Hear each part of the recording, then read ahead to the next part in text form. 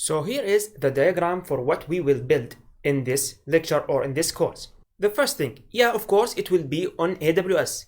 We will create our VPC. We will create two subnets, the public subnet and private subnet. For the public subnet, we will create internet gateway and we will attach it with a route table.